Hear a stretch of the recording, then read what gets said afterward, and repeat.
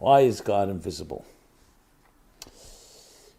I was thinking about it, and I asked myself the question, why are things in general, some things are visible and some things are invisible? For instance, subatomic particles, atoms themselves, and definitely subatomic particles are invisible. We don't even have instruments, the most powerful microscopes that can see them. You can see their effects, their impact, but they remain invisible. In school, we would get that image of like a bunch of grapes, which consist of protons, neutrons, and electrons. But that was just an image for us to be able to work with. It wasn't because anyone saw it that way. DNA, subcellular structures, that very makeup of existence, the very building blocks, are all invisible. So, I don't know if you've ever asked yourself the question why. You could say, hey, some things are bigger, some things are smaller. And after all, size doesn't matter. That's what we know today. One follicle of a hair can produce through nuclear fission and fusion more energy than all the tanks and all the weapons, artillery of the greatest armies. But why are things visible then and why are things not visible? Scientists have grappled with this question.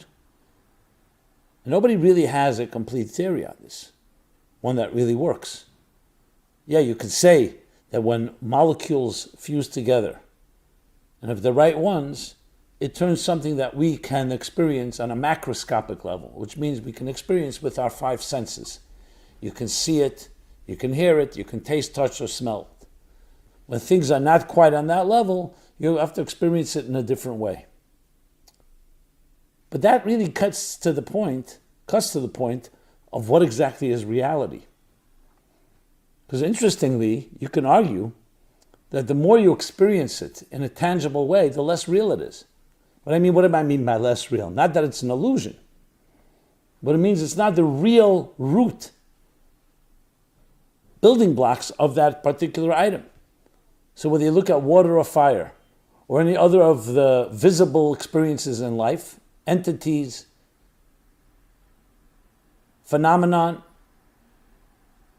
they're all made up of elements, which in turn are made up of molecules, which in turn are made up of atoms, which in turn are made up of subatomic particles, sub-subatomic, and who knows how deep down the rabbit hole you go. But the deeper you go, the less tangible, the less physical, the less concrete. Why is that the case? Why wouldn't it be the reverse? That the real subcellular, subatomic structure should be visible, and the superficial should be invisible. And what does it tell us about our own empirical experiences in life? So I think it would be good to think out of the box, to just perhaps, let's experiment a moment in the way our mind works. Just because we experience something doesn't mean that that's the full reality of that experience. Which means, simply put, if I asked you, what does the horizon look like? The answer is going to be based on where you're standing. If I ask it to you right now, you look out the window, or if you're outside, you'll say one answer. If you're on top of a mountain, it'll be a different answer. If you're in a valley, it's another answer. If you're middle of the mountain, it's a fourth answer. So in other words, it's all dependent on perspective. There's no one objective answer. What does the horizon look like? Basically, you climb the mountain, the horizon widens and expands. You read about the astronauts that landed on the moon or went to outer space and they saw Earth for the first time. It was awesome. They never saw that context and that perspective. So much about life is not about us objectively knowing what is happening. It's us experiencing something a certain way. Talk about a soul's eternal journey. So I was always lacking words when people would ask me, where does a soul go to after it passes on? But then I was thinking about it and I said, imagine a conversation, a dialogue between a refrigerator and electricity. And the refrigerator asks the electricity, where do you go to when they pull the plug? And the electricity responds, with incredulousness. What's the chutzpah? What nerve do you have to ask that question?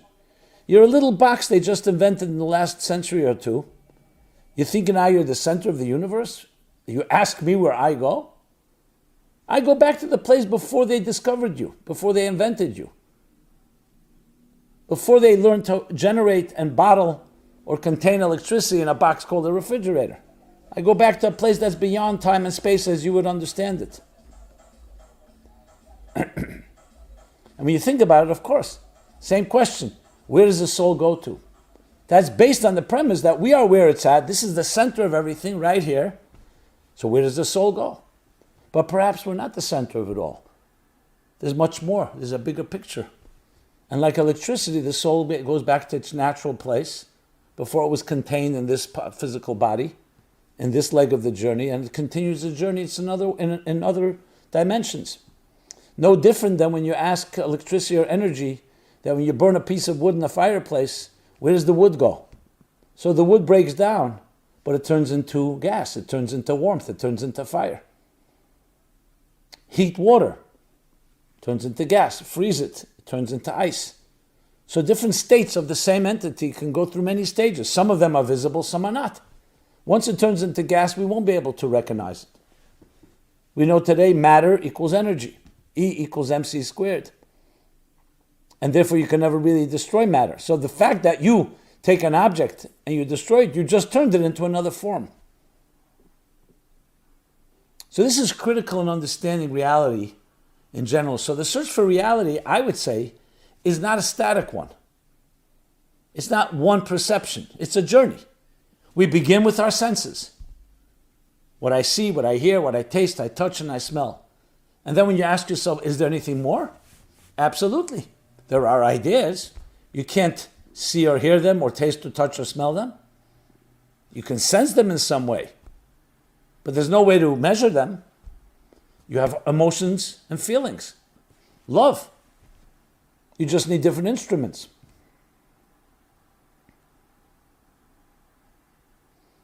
Reminds me of Sir Arthur Eddington's example when asked, how do you come up with all these bizarre conclusions in the 20s and the 30s about quantum mechanics, subatomic particles? To the point that they began to see that the world there is an indeterministic one, a world of probabilities, where things are not defined.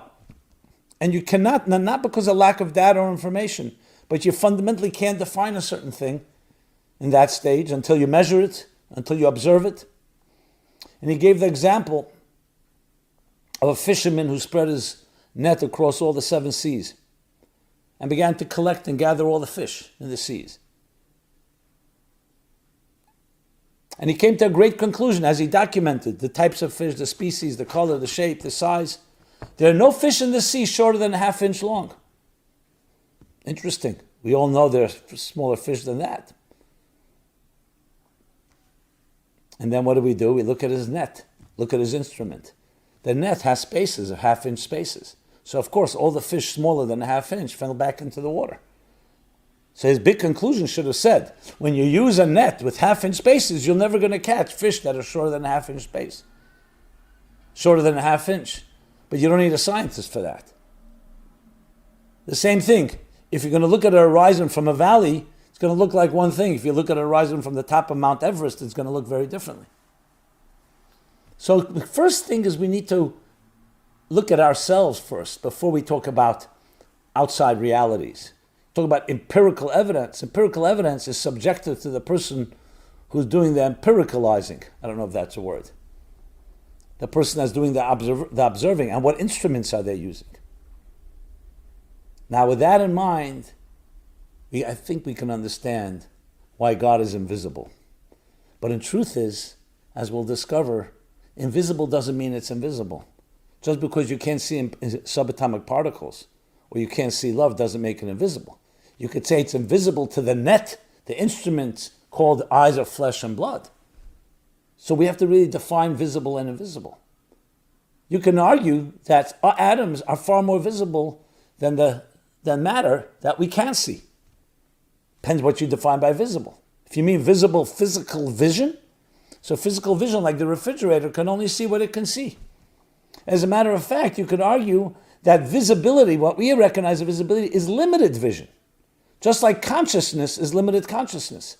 The supraconscious, what some call unconscious, subconscious, is actually far wider and more vast than the conscious. The conscious ideas that come into your mind are limited perception. That's why you can contain them. If they flow too quickly from the supraconscious or the collective unconscious, whatever word you give for it, so it would be like a reservoir that has no filters and no regulators and no faucets, it would flood and destroy. In a sense, that's what true madness is. That's why there's a thin line between madness and genius. So it's not just what's flowing, is making sure the flow is regulated. If it starts pouring rain to the point of a flood, it will destroy the fields just like a drought. The key to rain is drop by drop. The same thing, intelligence, consciousness. So our conscious perception of things, our conscious senses are actually limited. That's why we can contain them. If it would come too quickly, it would overwhelm us. We would not be able to remain sane. So sanity, you can say, is limited awareness. I know it sounds strange, but that's what it is. We can't live in the world of the insane, the world of madness, in a world where there are no boundaries, in a world where there are no compartments. It's necessary. Imagine a person who has trauma, a loss, a death, and they wouldn't be able to compartmentalize, and at some time the memory fades so they can live. If they're always living in the moment of shock and trauma, it wouldn't be called PTSD. Post-trauma, it would be constant trauma. But our minds have a way of compartmentalizing, putting it in a closet. It doesn't mean you can't retrieve it. But it's vital that we have compartmentalization in a structured world. But as William Blake said, when you cleanse the doors of perception, what do you find? The infinite, the oneness, the singularity. Everything is infinite. We cannot live in that world of infinite. We can aspire to it. We can dream about it. We can seek transcendence. But we need to some way bottle the infinite in the finite. Using another William Blake's statement, his beautiful poem, he says, to see a world in a grain of sand, a heaven in a wildflower, I should say. To hold infinity in the palm of your hand and eternity in an hour. We need the hour. We need the hand. We need the sand. We need the flower. But in it, you can see the infinite. So let's go back to visibility and invisible. When Moses asked God, let me see your face, it was a voice of intimacy. It's like when you love someone, I want to see you. I want to see you in your full glory. I don't want to see you just in garments, covered up, limited. And God responds, no man can see me and live. Because if you see me, you are me. And then you won't be you. You'll be burned up, you'll be absorbed, you'll be dissolved in a higher consciousness. But the interesting thing is, when you read it closely, God is really saying, if you want to see me, don't look.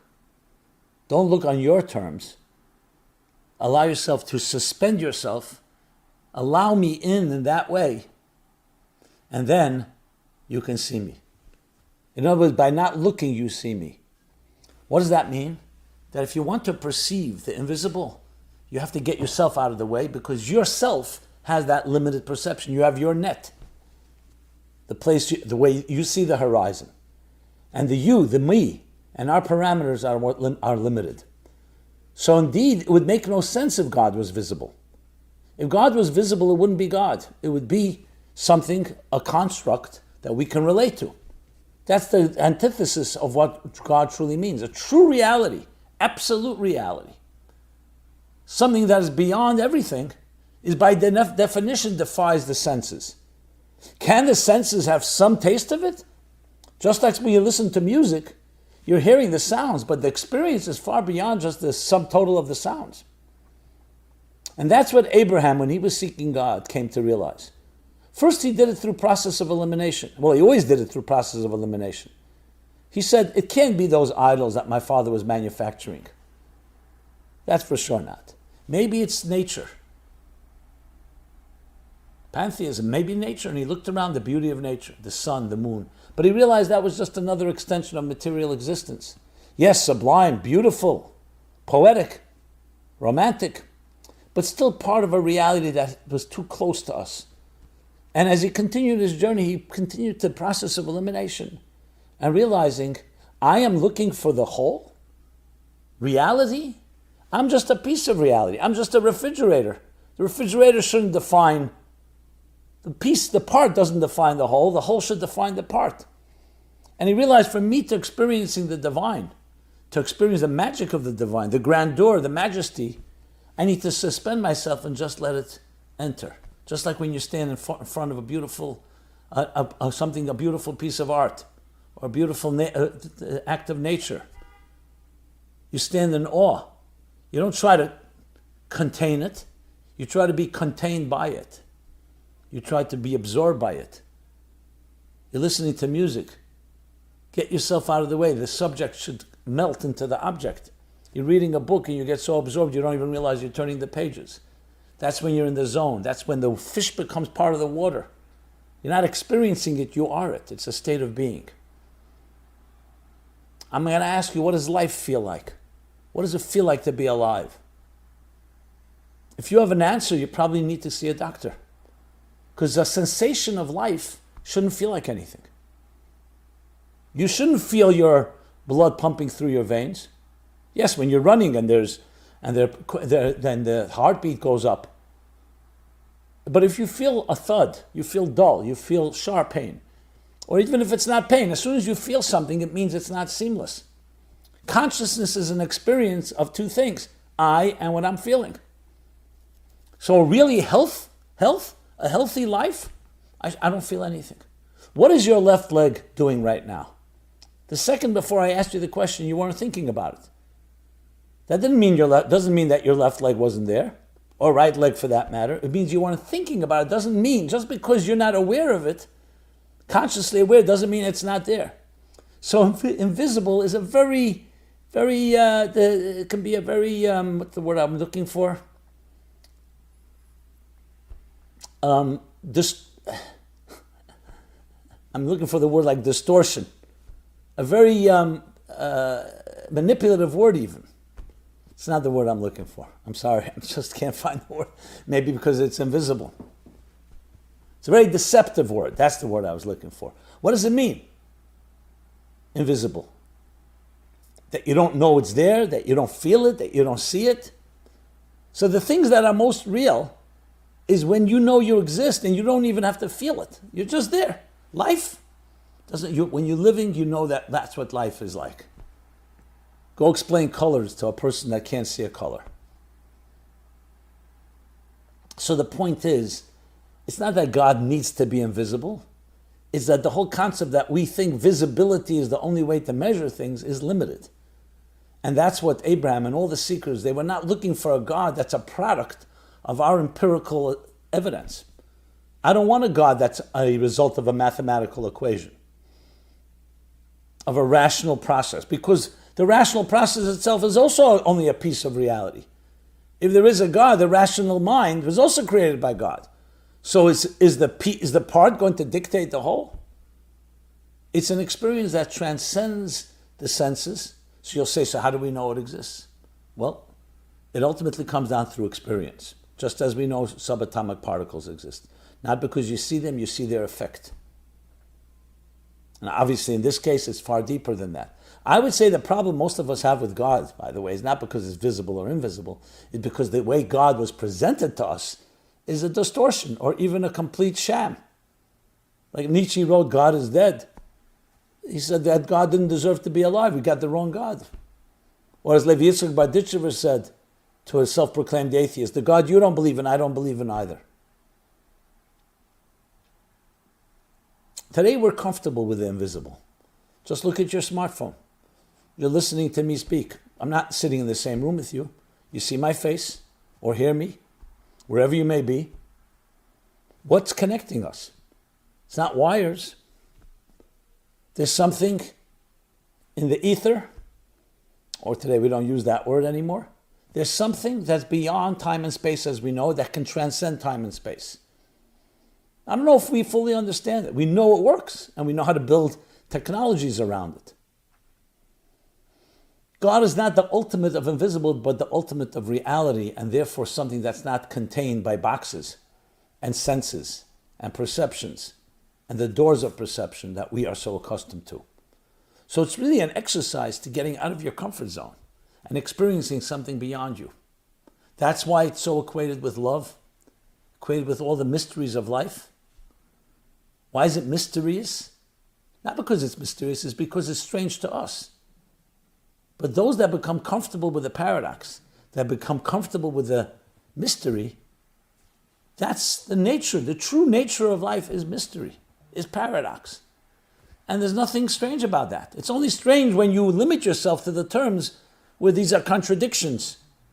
This fits in this box, it can't be aligned with that box. That's really the journey to find a higher reality, the essence of it all, and beyond the essence. And the visible universe is a taste, is like the palm of your hand, the grain of sand, where we can have a handle to hold on to, somewhat experience that which is beyond our hand. Yes, indeed, to find the infinite within the finite.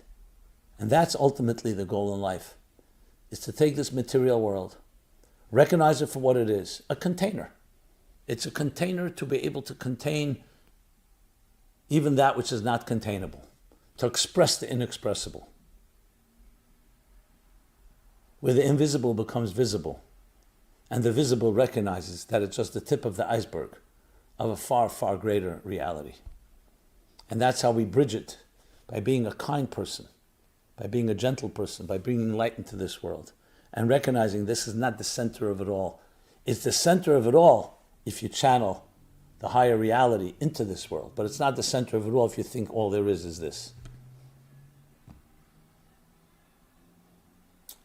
I'd love to hear thoughts, feedback on this important topic. So Simon Jacobson, Meaningful Life Center, meaningfullife.com. Remember, you carry the infinite within you. Express it, and ultimately the expression is through love. Love another person is the way we see the face of God.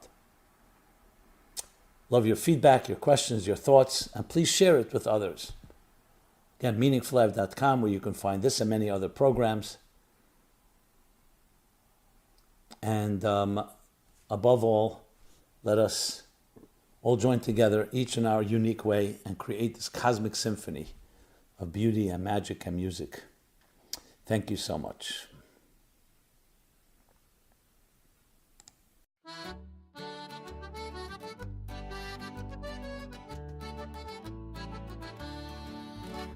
Scattamo stanotte, viri come balla, sutta e fanali chi si scidica.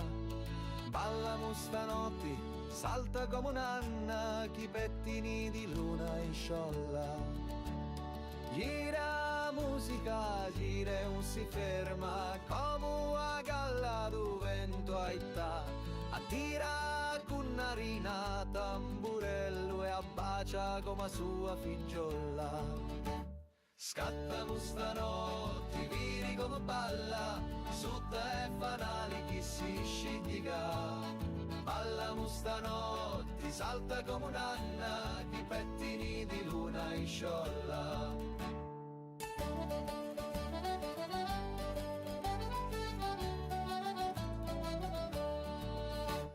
Sinni e tunu, i voti si danno, tu na poco gli peputia. Sinda affettunu, i cappotti russi e si ricordano da notti buona. Scattamo stanotte, vini come balla, sutta e fanali chi si scidica. Ballamo stanotte, salta come un'anna, chi pettini di luna in sciolla.